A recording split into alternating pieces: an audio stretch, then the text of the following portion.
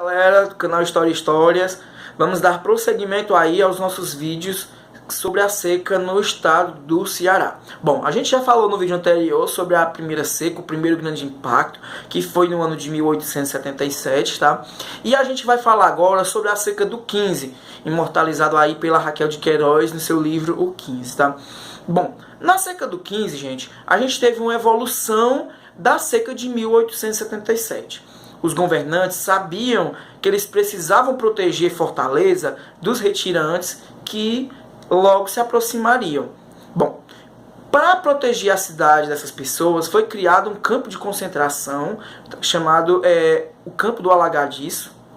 E as pessoas retirantes que se aproximaram de Fortaleza, que conseguiam, chegar vivos à capital, foram direcionadas para esse campo de concentração, tá? E elas, ao entrar no campo, o campo era cercado de arame, elas eram proibidas de deixar o local. Ao entrar no campo, só se saía de lá com a devida autorização, ou então morto, como foi o caso de da maioria das pessoas que saíram de lá. Bom, outra medida, gente, que foi tomada a partir da seca do 15 foi a questão dos campos, das frentes de trabalho.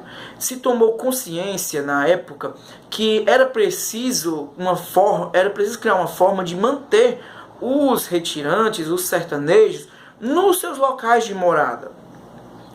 E para que isso ocorresse, era preciso dar algum subsídio para essas pessoas continuarem nos seus locais de moradia. Então, para isso, as medidas tomadas a partir de então foi criar obras, que usasse a mão de obra dos retirantes e em troca dessa mão de obra fosse dada uma ajuda financeira e em alimentos para que as pessoas fixassem, não se retirassem para as grandes cidades, para os grandes centros urbanos, tá? Então, gente, a partir daí o governo passou a criar frentes de trabalho e as pessoas eram levadas a essas frentes de trabalho para receber um pouco de comida e uma ajuda financeira em troca do seu trabalho. O mais interessante disso, analisando esse processo histórico, é que as frentes de trabalho elas só eram criadas na época da seca.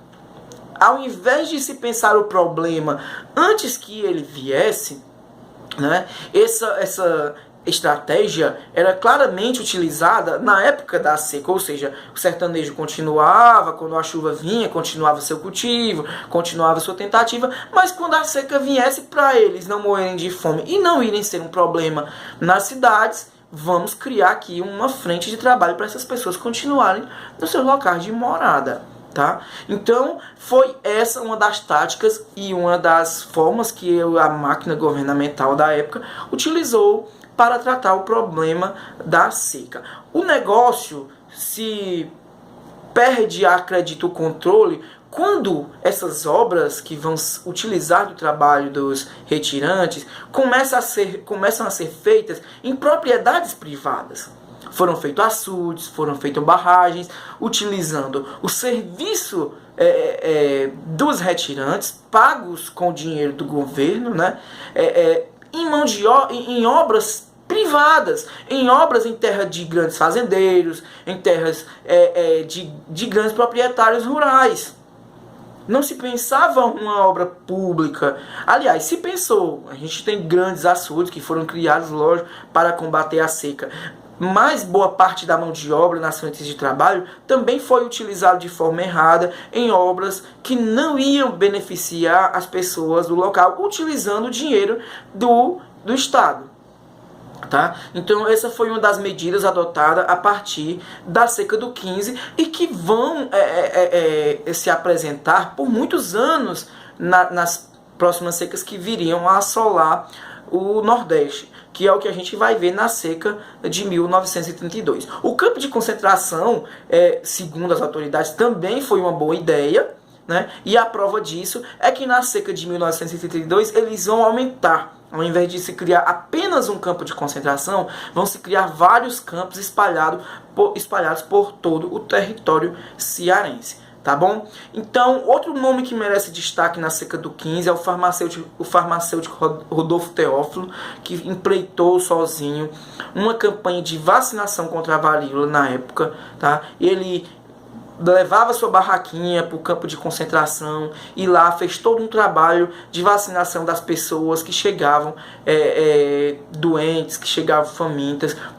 no campo de concentração do Alagadiço. Então a gente vai continuar a falar disso no próximo vídeo, falando sobre a seca de 1932. Se você curtiu, se inscreve aí no canal, vai deixando o seu like e deixa também o seu comentário acerca disso, complementa também aí a nossa fala, porque isso aqui é apenas um breve apanhado, beleza? Até o próximo vídeo, tamo junto!